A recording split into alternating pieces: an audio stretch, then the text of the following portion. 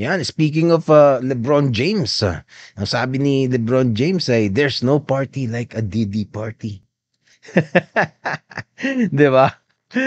Ibig sabihin, pumunta siya, na-invite siya sa Diddy party. Ito, most horrifying details. Teka Another natin. week and another handful of civil suits filed against P. Diddy. This time with perhaps the most shocking allegation Okay. we've heard so far, that Diddy apparently sexually assaulted a 13-year-old girl after the Okay, ano siya?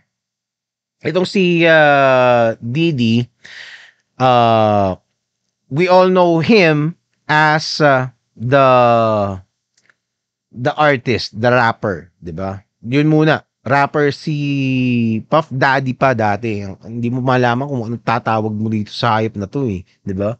So P Diddy na lang, ah. Wag na yung Diddy, medyo ano na nawiwirdohan ako. Si Diddy, 'di ba? Tanga, 'di ba? So, etong si P Diddy, sumikat siya noong 90s, mid 90s ganyan, yung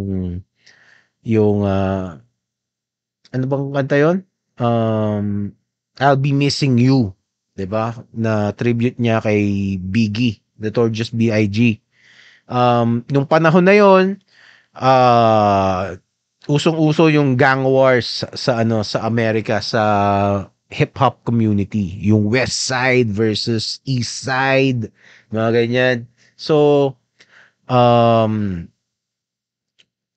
si Chris Bakula, addict siya diyan. So siya yung magandang magkwento niyan kasi madami siyang alam tungkol kay Tupac, tungkol kay Biggie, 'di ba? Pero long story short, nung humupa yung violence nung panahon na yon, itong si PDD ang natira sa taas, 'di ba? And basically naging hip hop mogul siya sa music industry. He became a titan together with Jay-Z and Beyonce. Okay? So sila yung parang mayor ng mga rapper, 'di ba? Sina Usher, ano niya 'yon, mga protege niya 'yan, 'di ba? Sina 50 Cent, ano, parang low tier lang compared to them. Kina Jay-Z, sina Ja Rule, mga kaaway nila yan eh. 'Di ba? Kaya mga nagkanda kulong-kulong yung mga yun eh. 'Di ba? So, um of course, madami ding mga naging, ba si Jennifer Lopez naging karelasyon tong si Didi. Um Although medyo nawala siya sa limelight eh, 'di ba? Medyo nawala siya, kailan ba yung huling kanta ni PDD? Medyo matagal na rin, 'di ba? Wala nga akong alam na mga bagong kanta niyan eh. So, what happened was, uh during that time, nag-concentrate siya sa pag pagpo-produce ng mga kanta ng kung sino-sino. Basically sa pop industry, 'di ba? Sa music, sa pop, ewan ko sa mga rock. Pero ang ginagawa niya, mga allegations kasi sa kanya, yung iba sinasabi nga bakla siya eh, 'di ba? Uh, yung iba sinasabi niya, pero ang mga sinasabing totoo ngayon is nagpapa-party siya. So mahilig siyang magpa-party. So yung DD party na sinasabi ni LeBron James is napaka-epic noon. Doon sa isang kwento ni pangalan nito ni Jamie ano? Sino pangalan nun? Si Jamie Foxx. Si Jamie Foxx. Yung isang kwento niya dun sa podcast sa Joe Rogan. Parang itong si PDD would spend $1 million in one night dun sa mga parties niya. 'Di ba? Isipin mo kung ano, $50 million na party, 50 million pesos. 'Di ba? 50 million pesos. Anong klaseng party ang gagawin mo? Party lang, 50 million. Anong klaseng party 'yun? 'Di ba? Ilan yung cake nun? 'Di ba? Hindi mo nga ano eh, yung 100K nga parang wow, kung ilan lang kayo, 'di ba? Ewan ko kung anong venue yun. Siguro nandun na yung, baka nandun na sina babayaran mo na sina, sa bagay. Kasi tropa, ang pinagtataka ko kasi, tropa naman niya sina sina Beyonce, tropa naman nila sina Kanye West, 'di ba? Hindi man nila kaya, ewan ko, kailangan nilang bayaran yung mga yun. Anyway, basta yun ang sinabi niya. Mga umaabot daw ng mga $1 million ang isang pa-party itong si Didi.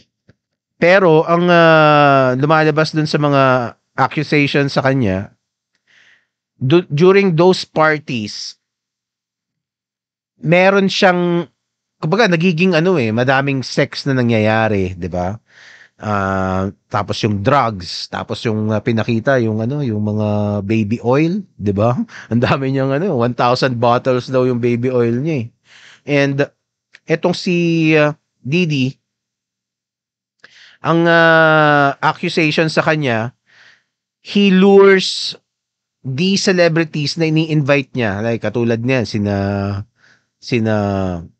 pangalan ito, Leonardo DiCaprio, tapos sina Aaliyah dati, yung mga basically lahat ng rappers at mga celebrities, mga artista, if you are the shit, you will probably get invited. Even athletes. Ito nga si LeBron James, 'di ba?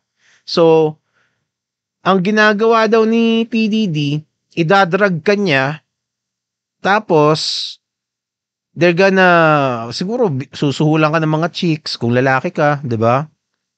O kung bakla ka, kung anong trip mo, 'di ba? Tapos i-video niya. I-video niya yung mga gagawin mong mga kahalayan doon, 'di ba? So, ang mangyayari, meron siyang something, meron siyang leverage on you, 'di ba? So, parang basically ba-blackmailin niya yung tao na yon, yung celebrity. And that person will do his bidding kung kailangan niya ng pabor, ganyan. Hindi ko nga alam kung anong klaseng pabor eh. So malamang hindi siya baka nga iba yung humihingi ng pabor sa kanya. Parang si Didi lang yung gumagawa ng paraan para magkaroon ka nung video, 'di ba? Kasi parang alam mo nagrarap lang naman siya, nagpo-produce lang naman siya. Pero of course, being the gangster that he was in his younger days, I suppose that gangster never left him despite becoming older, 'di ba? And far richer. He remained a gangster all through his life. And yung lifestyle niya remained the same. Yun nga lang, mas madami siyang pera at mas powerful siya. And ang sinasabi nila si Jay-Z at saka si Beyonce, ganun din eh. Mas malala pa nga daw si Jay-Z at saka si Beyonce. And dahil dito, meron mga nakakaaway siya siyempre. Tapos meron mga accusations na may mga pinatay siya, 'di ba? So it is a violent, depraved life that this PDD guy is living. And yun.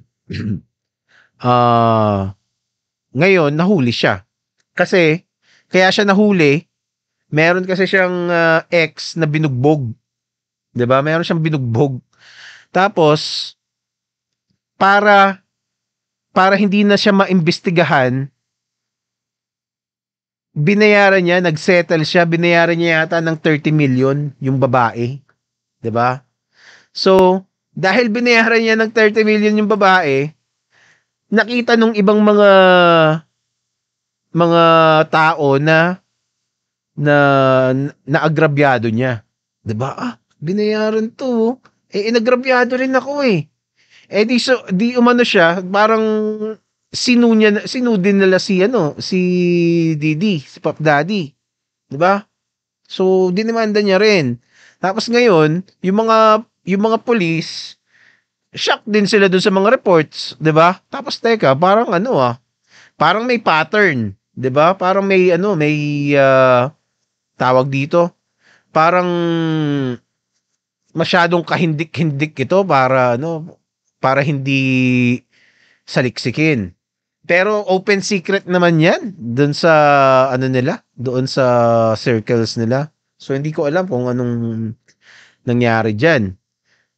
Kasi for sure ang sinasabi may mga kilala sila sa mga pulis eh, 'di ba? Meron nga silang doon eh, parang contact na one time meron daw silang pinatay doon sa studio. Tapos nung tumawag sila ng pulis, specific na nire-request nila yung isang tao doon. Nalimutan ko lang yung pangalan. Pero siya, yun yung mag-aayos. Pagkatapos pag siya yung nandun, magiging malinis na lahat para kay PDD. So, yun. At this time, hindi na umubra yun. Hindi ko alam kung kung what am I missing, kung anong nagkaiba. Maybe baka may nakaaway siya or what, or may nagpanic lang, ganyan. Pero ngayon, inaresto siya. At ayan, sabi nga ni Madam Regina, hindi siya pinayagang mag-bail.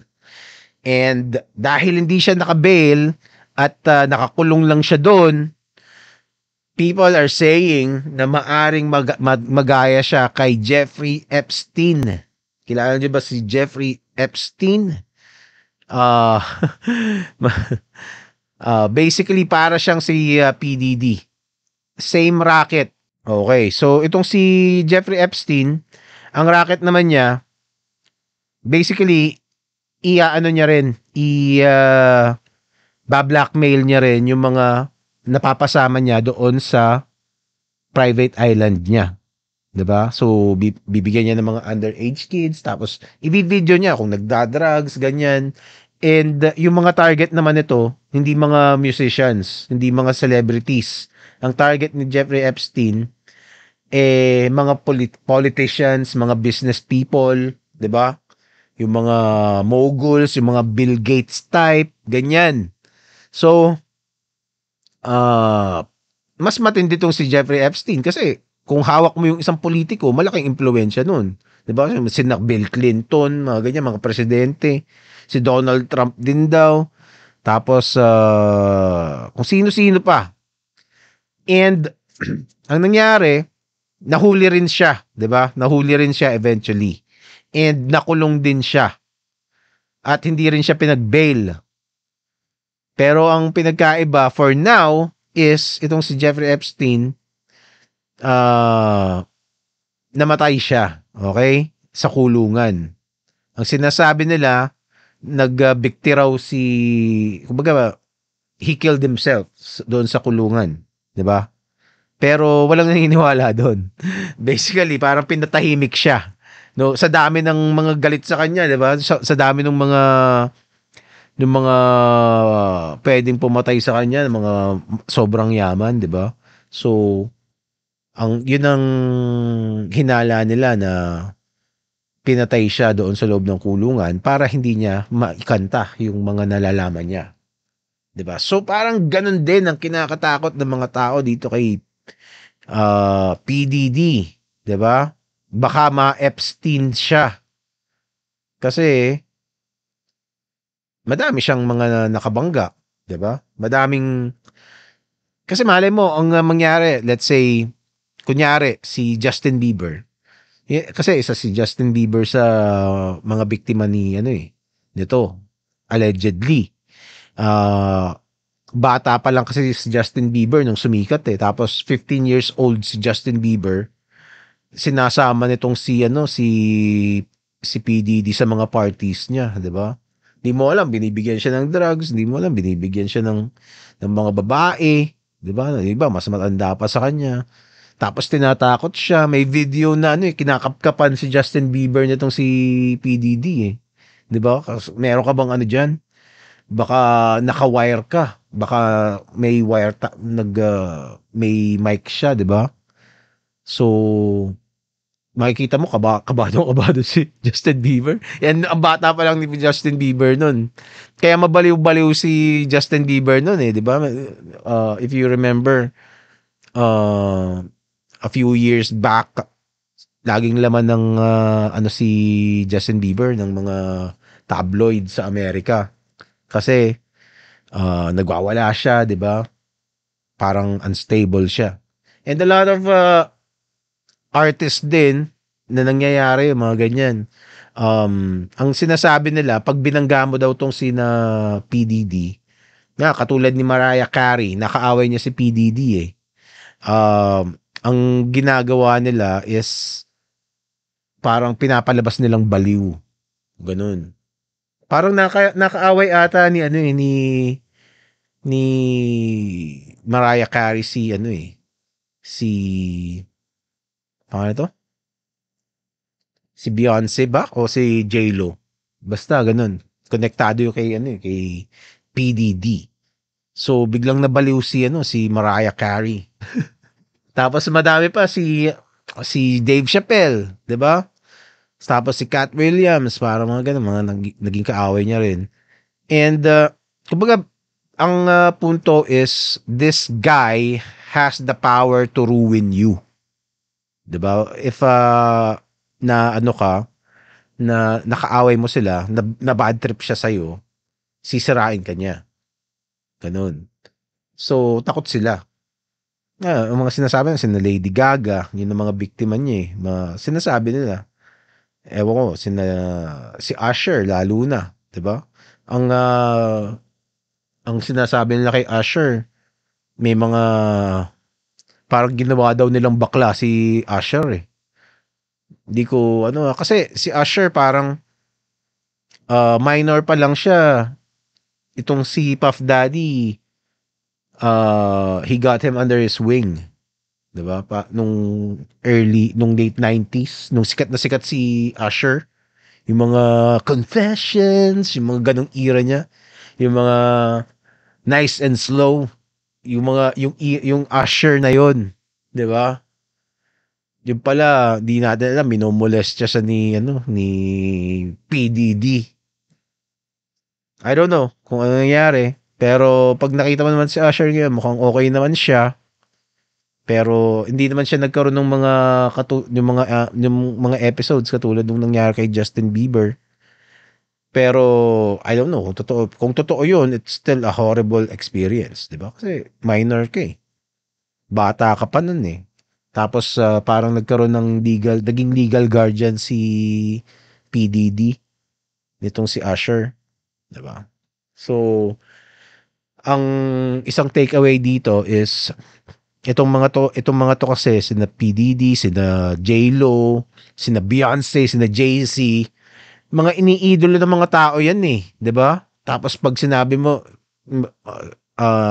magsasalita sila tungkol sa society, magsasalita sila tungkol sa pagiging mabuting tao, tungkol sa environment.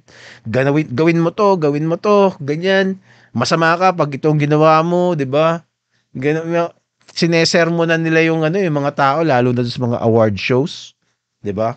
Tapos malalaman mo ganyan lang pala yung pinagagawa nila sa pag sila, 'di ba? So wala silang moralidad.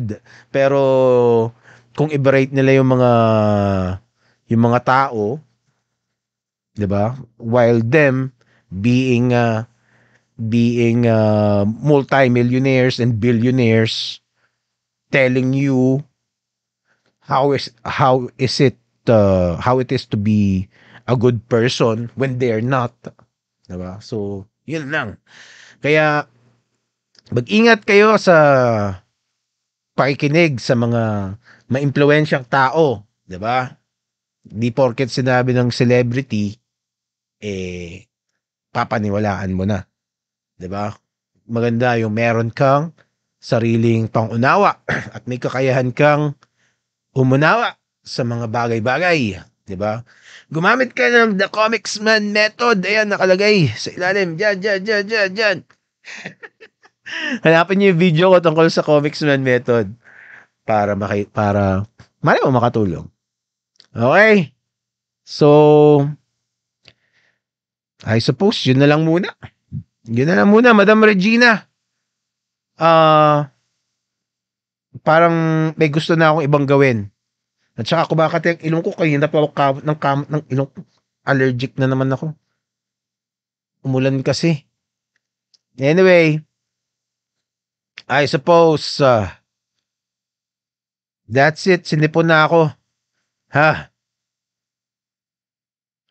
Stay safe, everybody. Ikaw din, Madam Regina. And sino pang nanonood? Sino pa yung nanonood? Basta, nawala yung comments. Anyway, yun lang muna. Nasaan yun? Yan, ito, end stream. Si ano pala? Si JP, Jupao Gasol.